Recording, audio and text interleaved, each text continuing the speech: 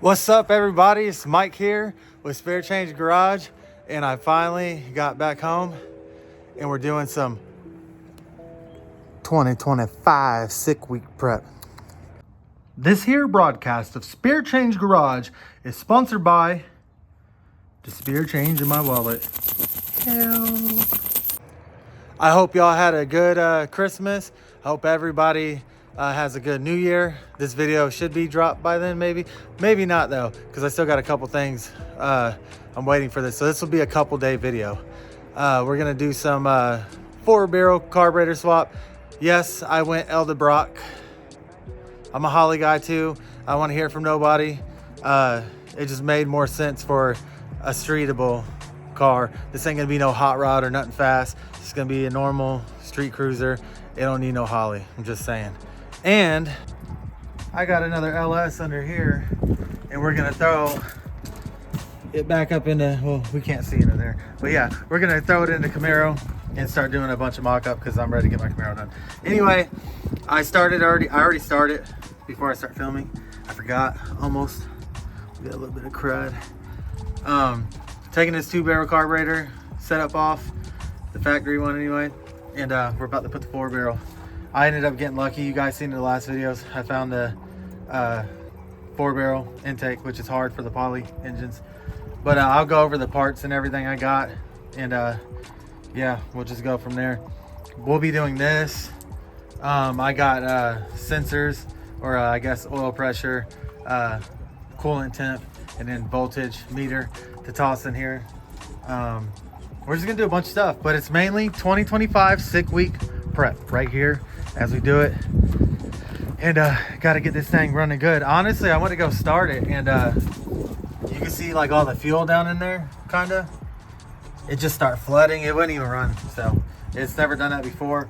This carburetor right here, junk. It was just a mess. And yeah, it's a nice, beautiful, non-sunny day. And we'll probably just try to get as much as we can because it's supposed to start raining again. And it's just too tight in the garage right now to work on it. So we're doing it out here. Right now, draining this coolant, pulling everything off. The next clip will probably be showing this off and just getting everything prepped, and we'll go over the parts. Everything has been done on a budget for this, by the way. We'll go over prices, if anything. I got a really good deal on everything. I've been trying to source everything out online or on like Marketplace. Trying to do more of a budget thing so I can show you guys it is possible to budgetly do some things. So let's get it. All right, guys, time to grab, I had a brain fart, this tool. We got all these bolts loose. See how hard it's gonna be to crack this thing off real quick without me messing anything up. Let's see. Thing's pretty good. Leon there. All right, you guys, got it off. Got to take this gasket off. Dude, this thing is freaking heavy. I went to go pull it off. Thought it was stuck. It was just that heavy. I was like, man, crazy, because the other one is aluminum and it don't weigh anything. But yeah, this is where we're at. Let me get this all cleaned up, and we're doing the crossover block off because I'm gonna make one because it's aluminum intake, so we don't need it. It will be okay. So yeah, there's that. All right, my good people, clean that up. Made me 2 nice little block off plates, and I'm gonna show you what to use. I think it needs to be thicker than like a normal can, and I had these, which is thicker than a normal can.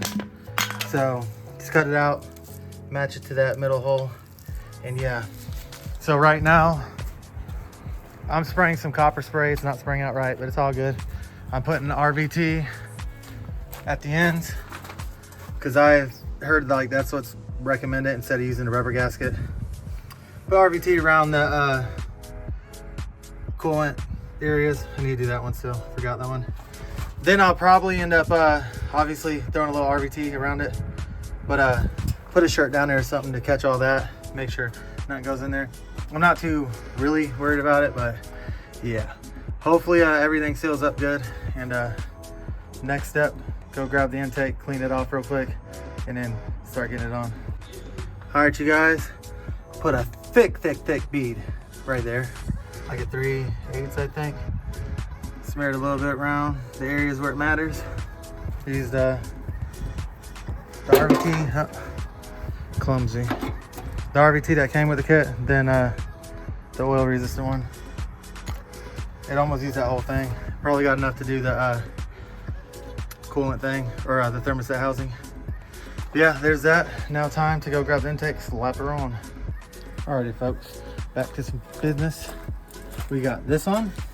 I snugged it on for now, and then I'm gonna do the final tighten. I painted it black, it was blue. Just a quick, I really didn't care. I was gonna do it wrinkle black, but like the motor is, I'm not gonna say it's perfect, so I kind of didn't even want the intake to look perfect. Took the old thermostat, drilled that tiny little hole. That makes life a lot easier. Some people do a lot smaller hole, but this is the only drill bit size I had available in my pile of mess. But I always do this because it helps it bleed it easier, the air in it. So that's a little trick that I've always done. Some may say, oh, that's stupid, but each to their own. I'm gonna put that on here, and that'll go something like that. I'm gonna use RVT for that. I didn't get a gasket, and if it ends up leaking, I'll just refix it. But even though the old one was leaking with the gasket, I need to take that off. I'm gonna modify that bracket to work with the 4-barrel. Look, done forgot a bolt. And that's gonna be the fun part. I gotta wait for the adapter to the carburetor to this to come in before I could officially like put the carburetor on, I guess. But I'm gonna go ahead and put it on normally and get all that, just to get all that working and everything, and probably dial in. I got a fuel pressure regulator, like all kinds of good stuff for it. And I guess it's something about like smooth board or square board. I don't know a lot about like the carburetor world like that, like I should, but I guess it's something you should put on there. I don't freaking know. That's what Edelbrock's thing was. I did notice like this intake, obviously it ain't got a area to put the coil, so I'm gonna have to bolt that somewhere and ground that somewhere. So yeah, I'm gonna have to get that done. All right guys, I stopped filming for a bit, but I wanted to get you guys up to date with what's going on here. Bending that up, making a 2-barrel throttle cable and kick down cable, work for that. Taking the throttle cable, bent that up, that should work for that. I'm about to take this kick down bar, cut it, weld it in, about 1 inch of that, and that will fit perfect. So that's what I'm having to do here, since obviously I don't got 4-barrel stuff for it. And I don't know, like I've seen somebody else do it differently on a Holly, but that's a Holly. With this Edelbrock, I don't know, it's a little bit more tricky because it ain't got like, I don't know, Holly has like more leverage over there, I guess. I don't know how you would say that, but yeah, that's what I'm dealing with now. I found a little spacer in my garage that I could like do as a mock-up, because that's how big the other one's going to be. And I'm at least going to mock everything up today and have it all ready, so when that spacer does come in Tuesday, we could get it done. All right guys, as promised, took a bolt. Hold on, let me zoom up out of here real quick. Took a bolt, welded it all in. Looks nice and strong, and threw a little, you know, flat black on there. No one's ever gonna know. No one's gonna know. But yeah, now we're honestly about done with this part. Go ahead and set that there. Still wet paint, you know how we do. I took throttle cable, got it right there. Got a plan though, guys. Don't panic.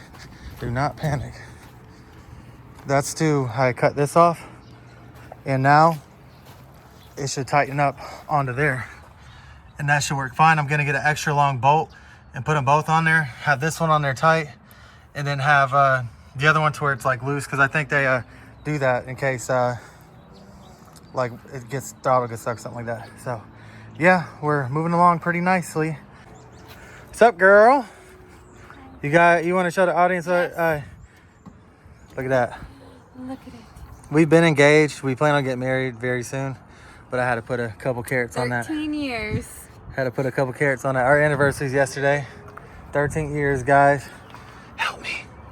But yeah, been great. We just tested out the wide open throttle, made sure everything worked good. And guess what? It does, everybody. I'm excited. We're actually going to go get a bolt for this. I'm going to have to get a longer one to kind of keep it like that.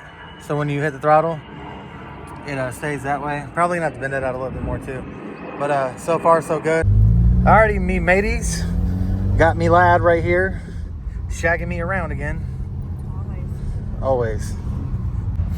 Oh man, I look rough. I've had like a sinus infection. Drop a comment if anybody else has been sick for like ever now. I feel like I've been sick for like a good, going on 4 weeks. It's ridiculous. She don't feel good either. But I feel better now. Better. But like I've just been snotting out blood. Like I don't feel like I'm like sick like that, but just sinuses really bad. And guys, by the way, by the time I do a next clip, like I guess a couple clips from now, this crack will be fixed. She got me a new screen protector she's gonna put on. So all that little glare, it'll be gone soon. Y'all just gotta bear with me. We're going to Advance to, I'm just gonna go to buy the spacer now and get it on over with. Then even though I got one coming in the mail with Amazon. But then we gotta go to Rural King. Gotta get a bolt that's that skinny. Gotta look at the rabbits and then the chickens and ducks. Yes, and gotta look at the farm animals. So when we start a farm, my friend here could tend to rabbits. Hey, if y'all know what movie that's off of, if you know, you know. How I get to tend to rabbits. She's going to tend to rabbits, right? Mm-hmm. Right. And a donkey. And a donkey. Oh, yeah. All right, guys. If you ever go out west, you go to California. Ludlow, going down California. 40 or is it 40? Yeah, 40. No, yeah, it is 40 still. Yeah, it's still 40. It's in Ludlow, California. Her name is Jenny, and there's a little truck stop there. And there's a donkey outside, and she came out of the desert in 2018, and this city just started taking care of her, and everybody pitches in, and she wants you to go to the store, and you can feed her, and then when she sees you with a bag, she'll scream. Yes, and I will drop a clip right now. Only in California do you pull up to a little gas station truck stop, and there's like a donkey just chilling right here, and there's a story. This is Jenny's story. So cool. It's crazy. Yeah, so that's Jenny. It was a pretty cool experience. I didn't even know you were going to be able to feed the donkey like that. Oh, by the way, guys, I'm ordering microphones off of Amazon. So hopefully everything after this video is going to be nice, clear. I want them for Sick Week anyway. I'm hoping to get some exposure.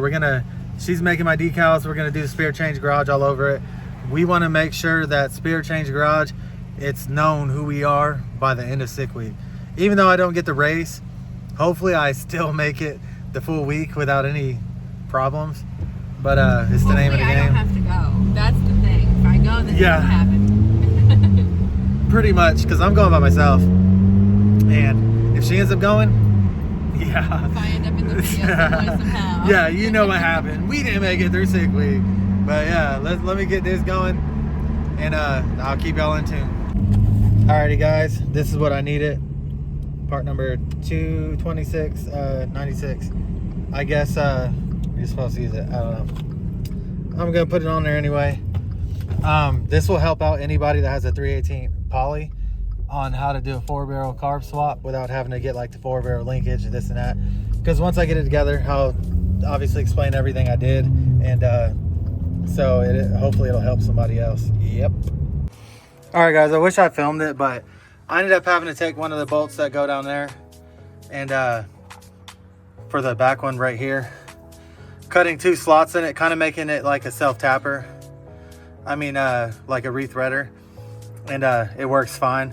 You just got to cut like right there, then right there, and it'll redo your threads just fine. It always works for me anyway, if you don't want to go buy another tap. Anyway, I had to cut all these 4 bolts down. Before you ever cut a bolt, I was going to show you guys something, but before you ever cut a bolt, make sure you put a nut on it, screw it down, cut the bolt, then back the nut off. And I've never had a problem doing it that way. So that's how you shorten a bolt. So now next, get the carburetor on and get all this figured out. You see, it's professionally weldedly done. And yeah, let's see how this turns out. All right guys, it's the next day. I stopped filming because the crack finally got it fixed, as y'all see, and everything was just looking like crap. Got the carburetor on. Right now I got two 180 temp thermostats because I think my other one was stuck. And I have trust issues with them, so I bought two of them. We're gonna test them and make sure they open. This is how I'm doing it. Got my meat thermometer and then just gonna throw them in some water, and once it gets around that temperature, it should start opening. I've learned that like even when you get like 180, it probably don't even open all the way to like 190 or something like that. They're always off. I don't know if you guys see this, but that one just opened and it's at 196. It's starting to close a little bit, but that's what an open thermostat looks like. So when you do test it, like I said, that should push down and it'll slowly come back up. So they're both good. So it's just picking one to use. I'm gonna do my little trick. Drill a hole right there, drill a hole right there, so it bleeds easier, and yeah, keep on moving with it. I got a quick rant though, real quick. Anyone else go to the parts store and you hate when you tell them what you need, and then they try to steer you into something else? And they're like, no, that ain't gonna work. It's like, dude, you're just a parts counter guy. Like, come on, man. People, they don't like doing their job, seems like, and they just irk my gears. Yeah. But on the bright side, got this all cleaned up. Used a wire wheel and a razor blade.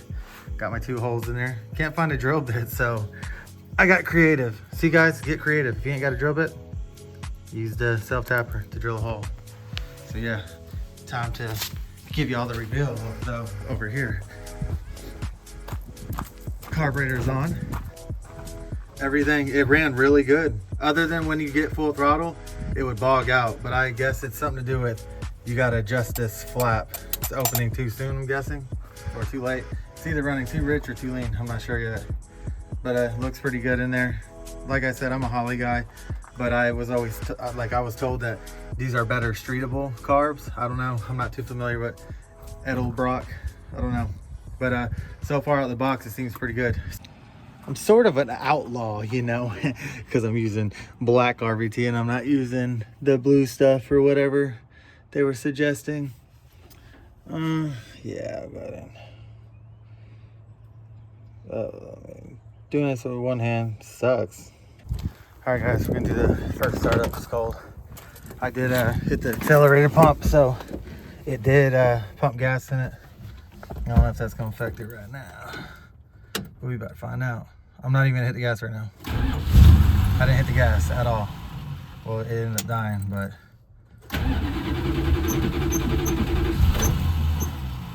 last time it was easier. I don't know what's going on. There we go.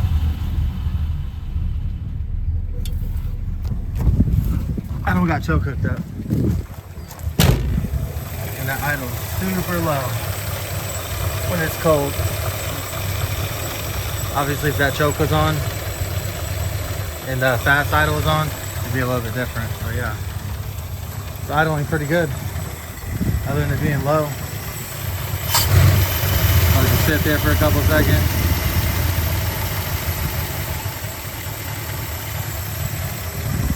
Yeah,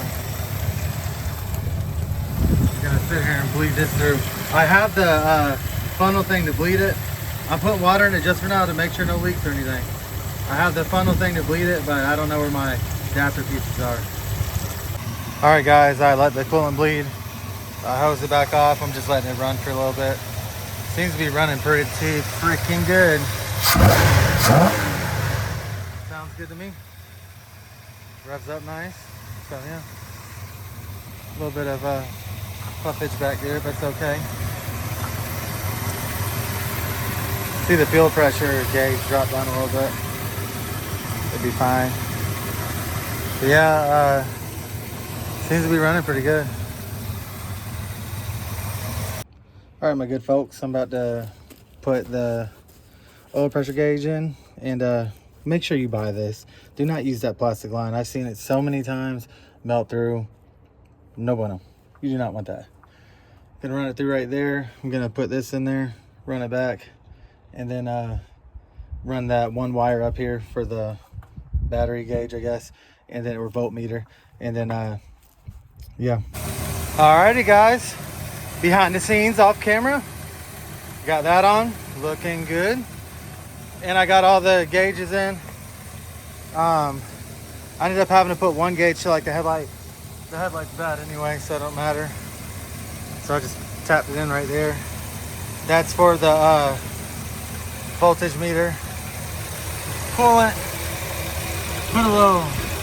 I put a Garmin there, but I don't know, it didn't work out too great. So I put a little RVT so it don't seep in. I'm pretty sure there's other holes around here for it to get in, like the exhaust fumes. Got the copper tubing. One of my biggest things that kind of aggravates me is these gauges. By the way, look at that solid oil pressure. My first time seeing how much oil pressure is in this bad boy. Not bad. Looks good. But the thing that aggravates me about these gauges is having to buy that copper tubing. That was an extra $20. These gauges were 70 bucks on Amazon.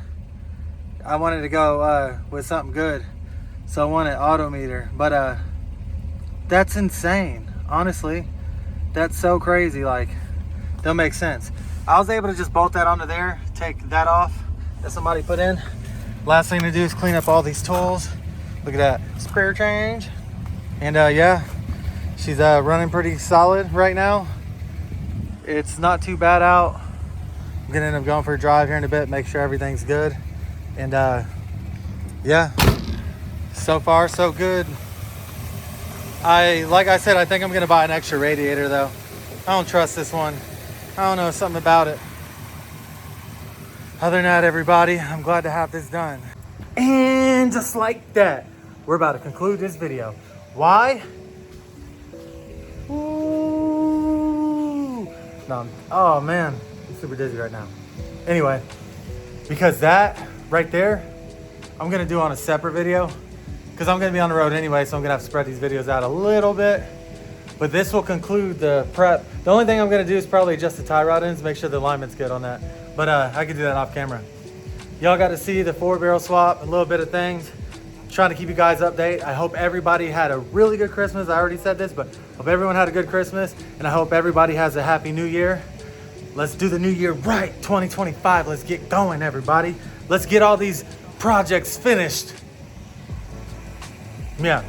No, but next video will be Camaro time.